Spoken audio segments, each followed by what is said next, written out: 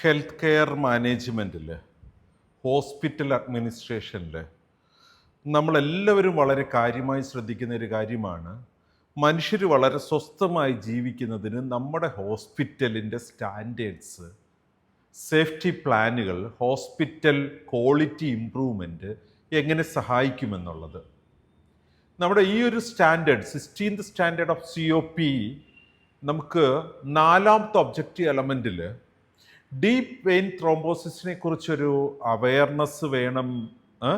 അതെങ്ങനെ ഐഡൻറ്റിഫൈ ചെയ്യണമെന്നത് വ്യക്തമായിട്ട് മനസ്സിലാക്കി തരുന്നുണ്ട്. ഇതിൻ്റെ മലയാളം എന്താ പറയുന്നത് എന്നത് അന്വേഷിച്ച് കിട്ടാൻ പ്രയാസമാണെന്ന് എനിക്ക് തോന്നുന്നു. അതായത് നമ്മളുടെ രക്തക്കുഴലുകളിൽ അശുദ്ധ രക്തത്തെ മൂവ് ചെയ്യാൻ കഴിയുന്ന സമയങ്ങളിൽ ഉണ്ടാവുന്ന ചെറിയ കട്ടപിടിക്കലുകളാണിത്. അതാത് സ്ഥലങ്ങളിൽ കിടന്ന് ഏറ്റവും കൂടുതൽ കാലുകളിലാണ് ഇത് ഡെവലപ്പ് ചെയ്യുക.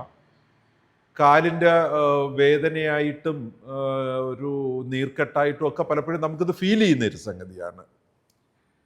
അത് തുടർന്ന് നിൽക്കുകയും അത്തരത്തിലുള്ള കാര്യങ്ങളിലേക്ക് മൂവ് ചെയ്യുമ്പോൾ നമ്മൾ ശ്രദ്ധിക്കേണ്ടതുണ്ട്. പ്രത്യേകിച്ച് മേജർ സർജറി കഴിഞ്ഞ പേഷ്യൻസിലും ദീർഘദൂര യാത്ര ചെയ്യുന്ന മനുഷ്യരിലും കിടപ്പ് രോഗികളിലും ഒക്കെ നമുക്കിതിനുള്ള സാധ്യതയുണ്ട്.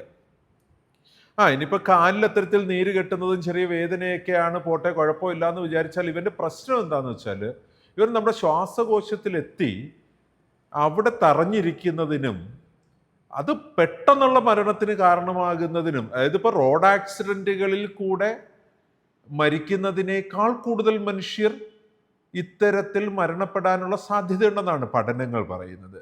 ഇപ്പോൾ the organisation identifies and manages patients who are at risk of developing deep vein thrombosis എന്നതിന് കൃത്യമായ ഡോക്യുമെൻറ്റഡ് ഗൈഡൻസ് നമ്മുടെ ഹോസ്പിറ്റൽ ഉണ്ടായിരിക്കണം. How to find these kind of patients and their risk. കാരണം ഈ വലിയൊരു ഓപ്പറേഷൻ കഴിഞ്ഞ് അവരുടെ ജീവിതത്തിലെ ഒരു പ്രതിസന്ധിയെ നമ്മൾ മാറ്റി നീണ്ടു കിടന്ന കിടത്തി ചികിത്സയുടെ പാർട്ടായിട്ട് അവർക്ക് ഡീപ്പ് വെയിൻ ത്രോംബോസിസ് ഉണ്ടാകുകയും നമ്മൾ പലപ്പോഴും നമ്മുടെ നാട്ടിൻപുറത്തെ രീതിയുണ്ട്, നമ്മുടെ ചെറിയ നോളജുകളിൽ അപ്ലൈ കാലിൻ്റെ കഴപ്പാണെ കുറച്ച് എണ്ണയും കുഴമ്പൊക്കെ ഇട്ടൊന്ന് തടവി കൊടുക്കാം. ഇവിടുന്ന് ഈ ക്ലോട്ട് ചെയ്യപ്പെട്ട ബ്ലഡ് പാർട്ടിക്കിൾസ് പൊട്ടി മാറിയിട്ട് നേരെ പോയി നമ്മുടെ ലങ്സിൽ ഇരുപ്പുറപ്പിക്കും. ഇതൊരു പെട്ടെന്നുള്ള മരണത്തിന് കാരണമാകും. അപ്പോൾ അത് സംഭവിക്കാതിരിക്കാൻ നമ്മുടെ വന്നു പോകുന്ന വിസിറ്റേഴ്സ് ഒക്കെ ഉപദേശം കൊടുക്കാൻ മിടുക്കരാണേ. നമ്മുടെ പെട്രോൾ പമ്പുകളിലൊക്കെ ചെന്ന് കഴിഞ്ഞാൽ നമ്മുടെ ATM കാർഡ്, ക്രെഡിറ്റ് കാർഡ് അല്ലെങ്കിൽ ഡെബിറ്റ് കാർഡ് കൊടുക്കുമ്പോൾ വൈഫൈ ഉണ്ടോ എന്ന് ചോദിക്കുന്ന പോലെയാണ്. അവരുടെ അറിവിൽ അതൊരു വൈഫൈയാണ്. അത് NFC എന്ന് പറഞ്ഞ ഒരു ടെക്നോളജിയാണ്. വൈഫൈ ആയിട്ട് നേരിട്ട് ഒരു ബന്ധവും ഇല്ലാത്തതാണ് എന്ന് അവർക്കറിയില്ല. അവർ വൈഫൈ ഉണ്ടെന്ന് നമ്മൾ വൈഫൈ ഇല്ലെന്നും പറയും അല്ലേ. എത്ര പേരാണ് അവരെ കറക്റ്റ് ചെയ്യുന്നത്? ഇമ്പോസിബിളാണ്. എത്ര പേരെ കറക്റ്റ് ചെയ്യും? പക്ഷെ നമുക്ക് ആ നോളജ് ഉണ്ടാവണം.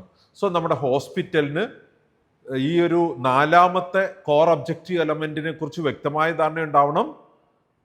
നമ്മുടെ ഹോസ്പിറ്റലിൽ പേഷ്യൻസിൻ്റെ റിസ്ക് ഫൈൻഡിങ് ഫാക്ടേഴ്സിൽ ഡീപ്പ് വെയിൻ ത്രോംബോസിസ് മാനേജ് ചെയ്യുന്നതിനുള്ള കൃത്യമായ ഗൈഡ് ലൈൻസ് ഉണ്ടാവണം.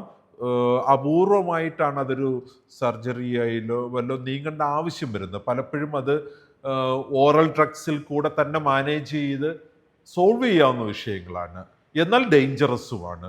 സോ നമുക്ക് ഈ കാര്യത്തിൽ വ്യക്തമായ ശ്രദ്ധയുണ്ടാകുന്നത് കോർ ഒബ്ജക്റ്റീവ് എലമെൻ്റ് ആണ്. നമ്മുടെ ഹോസ്പിറ്റലിൽ നിർബന്ധമായി അത്തരത്തിൽ റിട്ടേൺ ഗൈഡൻസ് ഉണ്ടാവണം. How to manage deep vein thrombosis, COP 16D, 4th core objective element.